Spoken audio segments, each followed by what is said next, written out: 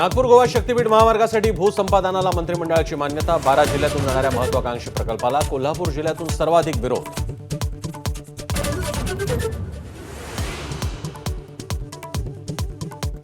मुंबई आणि परिसरातील मेट्रो प्रकल्पांसाठी MMRDAकडून 12,000 कोटींच्या कामांना मंजुरी। मेट्रो विस्तार आणि स्मार्ट वाहतूक यंत्रणेला गती देण्यासाठी 19 कंत्राटांना मान्यता।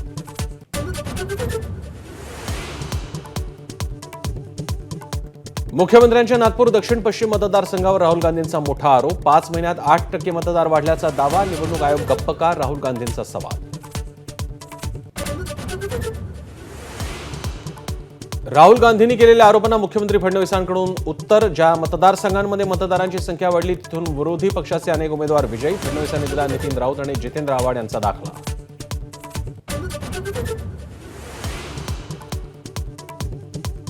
दोन्ही पवारांनी प्रतिष्ठेच्या केलेल्या माळेगाव सहकारी साखर कारखान्याच्या निवडणुकीची मतमोजणी। ब वर्गातून अजितदादा विजयी। 3 ठिकाणी झालेल्या क्रॉस व्होटिंगमुळे धाकधूक।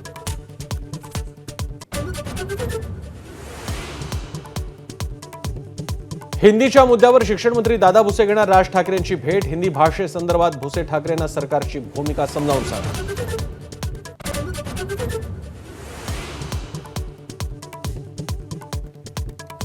नाशिक शहर आणि पाणलोट क्षेत्रात पाऊस। रामकुंड परिसरातील लहान मोठी मंदिरं पाण्याखाली। दुतोंड्या मारुतीच्या कमरेपर्यंत पाणी तर सोमेश्वर धबधब्यानं धारण केलं रौद्र रूप।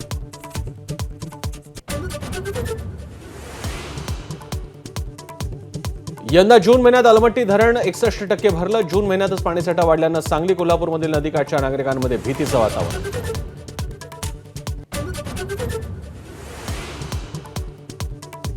वाहतुकीचे नियम मोडले म्हणून तरुणींना बडवणाऱ्या महिला वाहतूक पोलिसांना मागितली माफी। लातूरच्या वाहतूक पोलिसाचा व्हिडिओ झाला होता व्हायरल।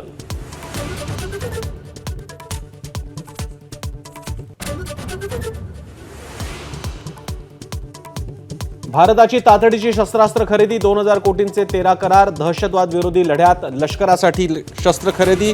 भारताच्या सैन्य दलांसाठी महत्त्वाची बातमी।